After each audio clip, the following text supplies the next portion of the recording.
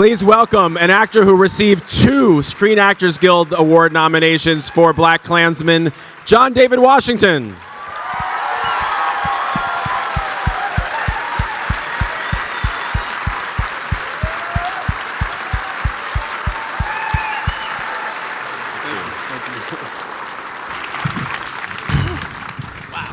Welcome. I love that we showed that clip. Topher Grace's dad was my dad's best man at his wedding.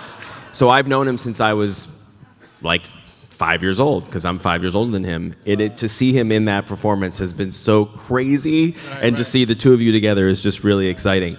John David, one thing that I've learned just from watching you do interviews for this film, which you've been doing for a long time now because it's been just on everyone's lips for so long, this, if I'm not mistaken, this part of Ron Stallworth was a straight up offer, basically, from Spike Lee. He basically called you and said, let's do this. Yeah, it was almost like we were working already. I got a text message from a number I didn't recognize, and it read, "Yo, this Spike called me."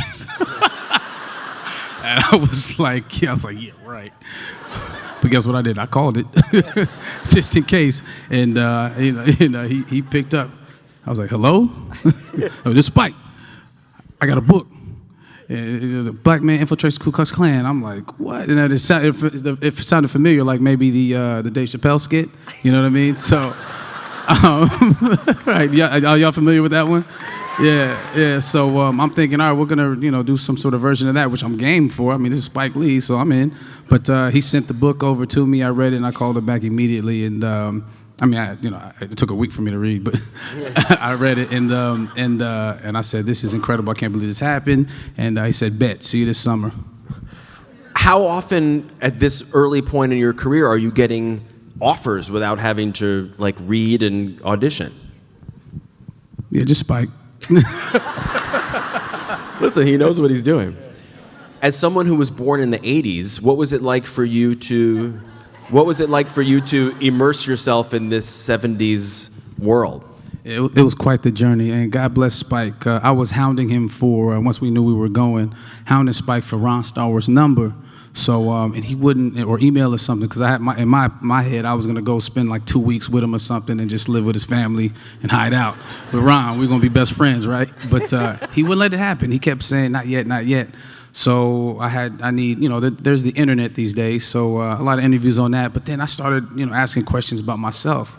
Or what would I have been like in those times? And so I rid myself of all hip hop, R&B, EDM, Nirvana, the Cranberries. Don't judge me. That's some great music. And I just stuck to, say 60s music, 70s music, Aretha Franklin, War, Sly and the Family Stone, Marvin Gaye, right? And then would go to sleep every night to Soul Train, right? and then would watch weekly Superfly, the original Superfly.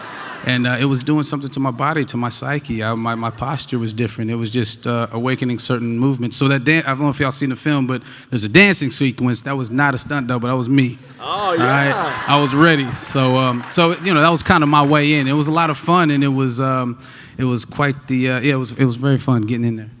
One thing I love about you, you have a great humility about you. I was watching an interview where somebody was trying to get you to talk about your illustrious NFL football career, which you do, right? And you basically said, I was riding the bench, But when you look back on it now, is there part of you that's happy that that's what you were mostly doing? Because it kind of teed you up for this amazing second career as an actor.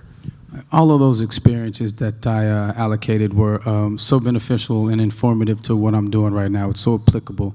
There's something about when you're in pain and when you're facing adversity, you get maybe even a reintroduction to yourself.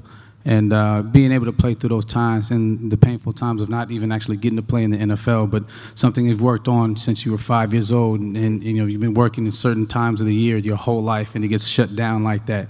It does something to you physically, obviously, and it does something to you spiritually, and I'll never forget that. So, I used to be, when I played, especially in the NFL, I used to be so paranoid about getting cut every week. So I haven't let that go. So, I'm on the call sheet, I see my name, but I'm like, man, this might be it. All right, so let I'm just gonna give my all in this scene, and if I'm still on that call sheet tomorrow, then so a whole bunch of life lessons I was able to learn, and so I wouldn't change a thing. The great thing about BlacKKlansman is that, I mean, obviously the last 5 minutes of the film with the footage from Charlottesville it just wrecks the entire audience. All the stuff that comes before is kind of raucous and actually fun at times. What is the craziest thing that you've experienced watching a screening of BlacKKlansman and seeing an audience reaction to it? That's a good question. I'm terrified of watching myself on screen, so it's really difficult because I'm over here like, what is your eye doing, bro? What are you doing? What is that? Like, chin up, bro, chin up. So, like, when I got to see it I was at SCAD, Savannah, Georgia, and in the South, and I was a little nervous, being in the South with the subject matter. And I gotta say, that was the liveliest crowd I've ever, sat with. Like, I've seen it maybe 3 times with some audience, and that was the livest crowd. They were laughing at everything, and then there was dead silence at certain moments, and then standing ovation. So that was wild. And I thought to myself, see, like, you should be open to, you never know what people are gonna get out of whatever, And I think that's the beauty about this film. It's not inappropriate to laugh at any part of this film. You know what I mean? And while you're enjoying yourself, there's a message, there's something being said, and this rich history that's being conveyed by Spike Lee. It's very important. I'm curious to know, you are the son of 2 performers. Your mom, Pauletta, is a singer and she's an actress. Your dad is an actor. What has their reaction been? I mean, listen, you've done stuff. You've been on Ballers for years. You've made films. This is next level. What was their reaction when they first saw BlacKKlansman to you? Mom was, I love you, son. You're my baby. You're the best. Dad's like, what's next? You ain't done nothing. No, they're very proud. They're very proud, though.